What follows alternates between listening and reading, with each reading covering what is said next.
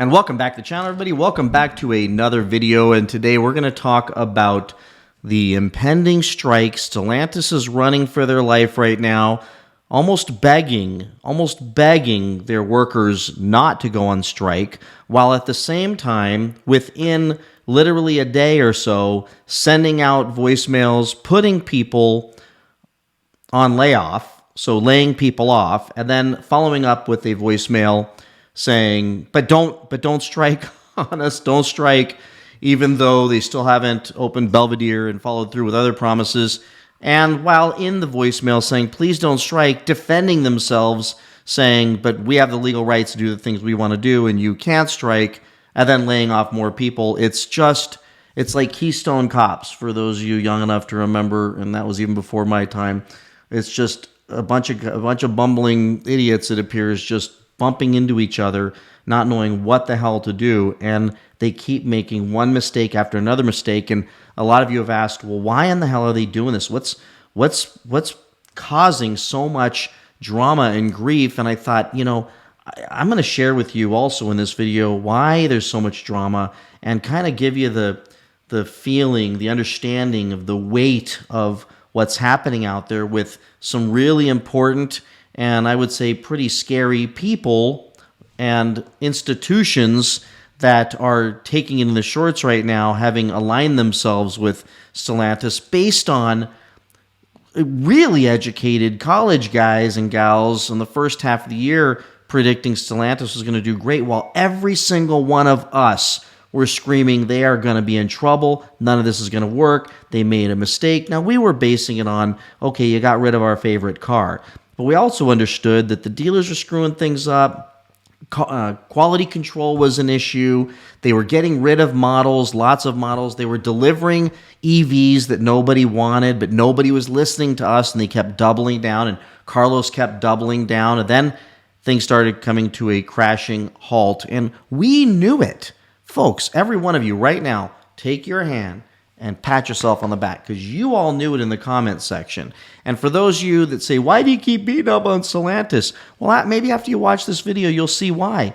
Because it makes for good news. It makes for great story at the very least, despite the fact that the reality of this is that people are losing lots and lots of money, and people are losing their jobs. And I'm not going to defend Sean Fain, because I believe he didn't help by holding out for so much money and going to war with, frankly, an evil company that would hold no bars when it comes to giving a payback to them for what they did. That's where we're fighting for something more reasonable might have had a better outcome. But you know what? I'm not one of those really smart guys. I'm not one of those college kids. I'm just a regular old dude that does business and lives in a business world that happened to fall in love with Dodge about 4 or 5 years ago, maybe even 6 years ago, and abandoned Mercedes and BMW and all those egomaniac cars, and went and bought my first Dodge RT on a whim, on an impulse. You can go back to the beginning of my channel and watch that horrendously painful and embarrassing video. It was really bad. And you'll see that that was the beginning of what was supposed to be a long-term love story that ultimately turned into a horrible breakup. Now, do I still have my Dodge? Of course, because, damn it, I love the Hemi cars. Am I going to go buy this EV thing? Hell no, I'm not going to buy this EV thing unless I can get one well below invoice and Hemi swap that sucker. But that's not what my channel's about, and I probably wouldn't be the first guy to try and pull that off. And I might run into some obstacles and end up with an $80,000 paperweight. So bottom line is, they left me. I didn't leave them. And now I'm watching them tear apart a company and make Dodge collateral damage, and Chrysler collateral damage, and Jeep and Ram collateral damage to their horrible decisions. So it is heartbreaking. So now let me play these voicemails for you. And these voicemails are quite interesting. The first one I'm going to play for you is the announcement of layoffs. And then I'm going to play the announcement, basically them begging them not to strike, just for you to be able to hear the inside stuff of what these people who work there are going through. Because no matter who you are, you're going to have some empathy for them. Because it is just one voicemail. It's like, you're out of a job, or it's, you were, by the way, if you're told it's temporary, you don't believe them anymore because people aren't coming back. It's like, body snatchers. They're disappearing, and then they're supposed to come back, but they don't come back, and then more promises are made and not kept. And then another voicemail comes out saying, don't strike, please don't strike. Well, I'm going to play that voicemail for you next. And then I'm going to show you just some of the mathematics. And I think the mathematics are interesting. So let's go. Let's play the first voicemail. Hello. This is an important message from Detroit Assembly Complex MAC. There will be a temporary layoff for the week of October 7th, 2024. The following groups are still required to report: GATLs, Tuesday to Friday, KTAs, Body Shop PDR Team, supporting 9,190, Paint Low Bacon Spot Repair, 3,200 TLs, 9,190 Repair and Drivers, MLM Scrap Drivers and MLM Stock Chasers.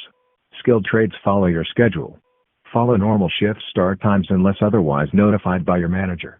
In the event changes are necessary, notice will be provided by DACM Human Resources. All right. So imagine just getting it on your phone and you're like, well, a few days, I'm not working. Okay. And then same time or the day before or day after, I don't know the exact timeline, but all this happened just in the last few days. Thank you, TK, for getting a hold of this stuff. And boy, between him and Butter, talk about insiders, they're getting all this stuff. They get this voicemail. Yeah, good afternoon. This is Tobin Williams, head of North America Human Resources. You may have heard the news about the full year financial guidance the company issued yesterday, and I wanted to reach out to you to provide more context around that decision. We've said that 2024 would be a transitional year for the company as it launches new products and the first of our stellar platforms. Combine that with the increasingly challenging and volatile market, and we are facing temporary but serious operational issues. To right the ship, we are making hard decisions now to put us in a better position heading into 2025, including making production adjustments. As we work to address our issues, the UAW is talking about striking the company for doing what all of our competitors are doing, adjusting our investment timing as market conditions change, the most important of which is the slowing of the EV adoption. Although we're adjusting our plans, we remain committed to investing in the U.S. to create jobs and support our communities.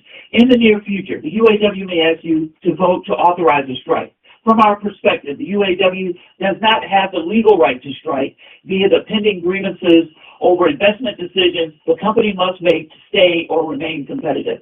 And more importantly, a strike right now has the potential to further weaken the company at a very critical moment for all of us. For these reasons, and as our employees and UAW members, we ask for your support to vote no.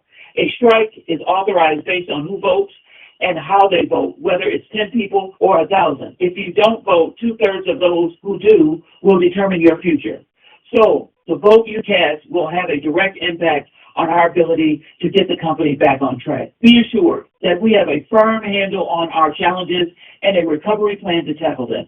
It will take all of us working together to ensure that we are appropriately positioned to win going forward. Thank you for your continued commitment and support during this critical time. So share your thoughts below on both of those voicemails. I mean, I couldn't imagine living in that world. I'd rather go work anywhere, do anything than go to work at that company. I can't imagine what it's like. So my heart goes out to the hard-working men and women that just want to earn a paycheck and take care of their families and is stuck in between the union and megalomaniac CEO like Tavares. It's just a lose-lose situation no matter how you cut it.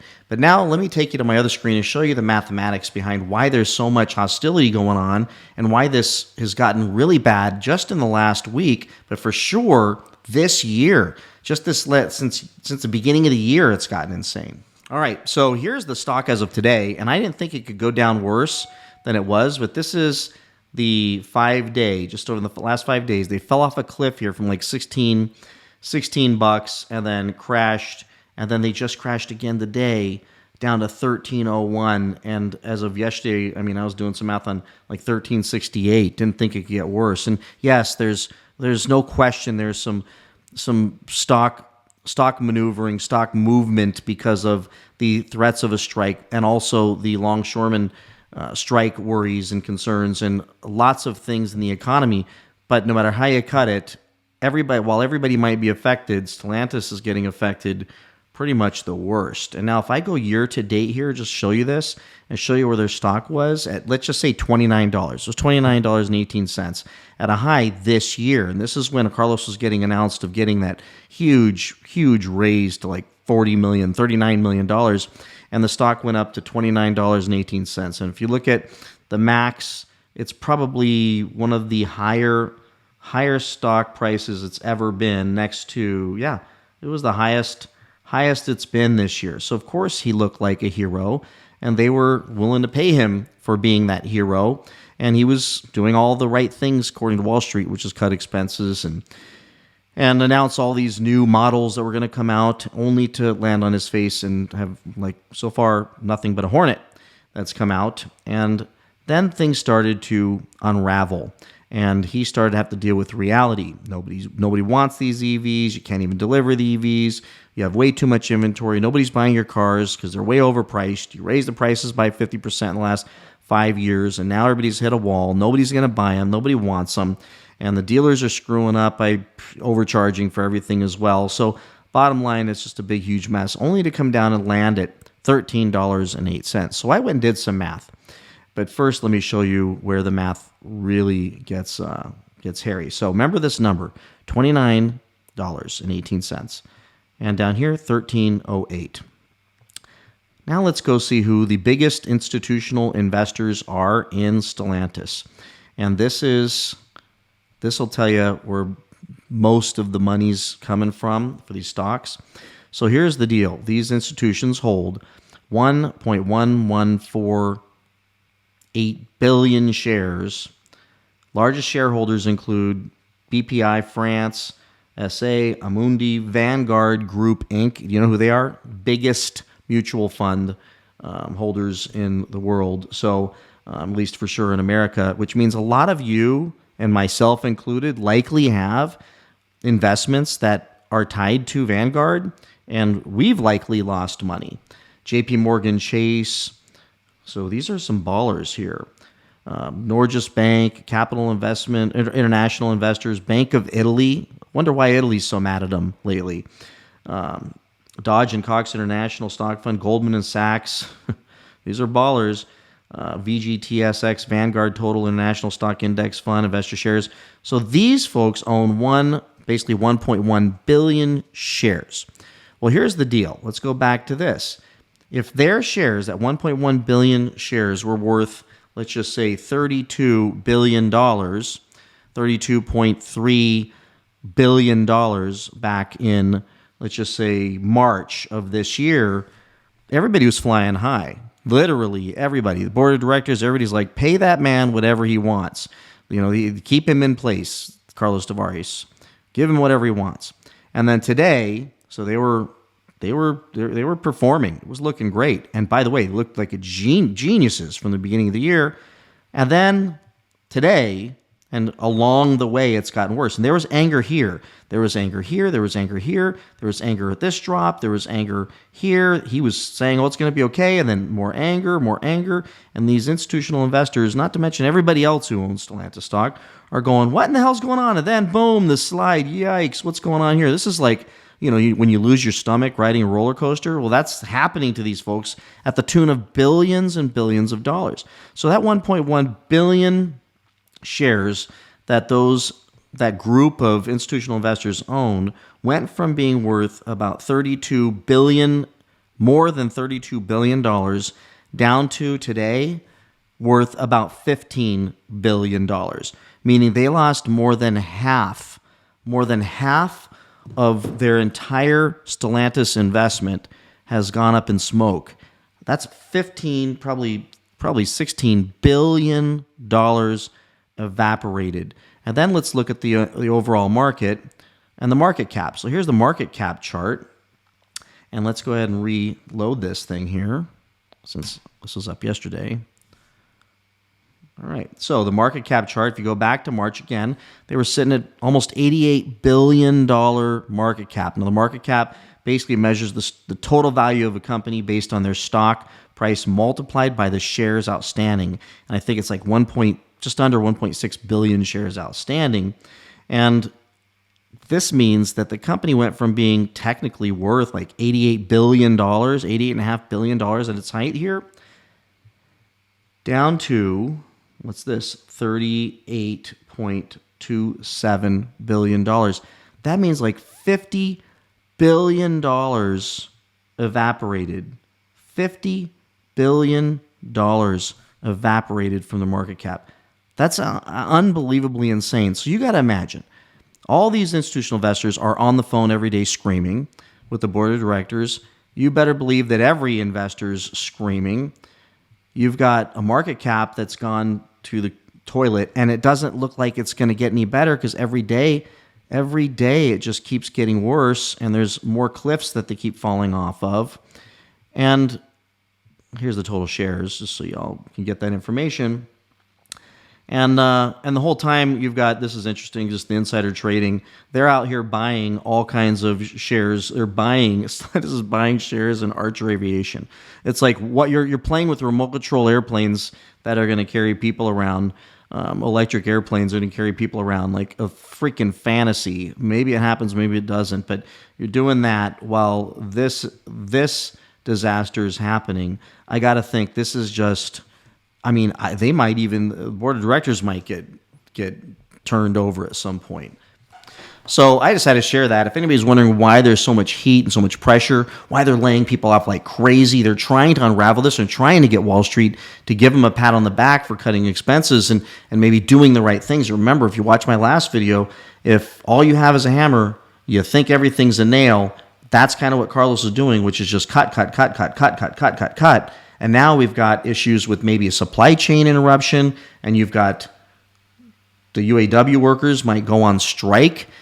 That could just cripple them. This is a disaster that keeps getting worse and worse. So those of you that are saying, oh, you're just crapping on Stellantis and this is getting old and we're tired of hearing about it, I think we all who have been enthusiasts, who fell in love with this company, not Stellantis, but Dodge, Chrysler, Jeep, and Ram, that now are sitting here watching this thing just become just dismantled and completely destroyed right before our eyes. We're watching history. And the only real outcome, I think, is going to have to be that they're going to have to spin these things off at some point. I mean, every single article, every day it's something new coming up with Stellantis. And look, I don't think this is like the most exciting stuff, but if you look at just the amount of money that's being evaporated, almost they went into self-destruct mode to just do this, or just by making bad decisions. You know, had they extended out the Hemi L cars, the Challenger and Chargers, 2 more years right alongside the Durango,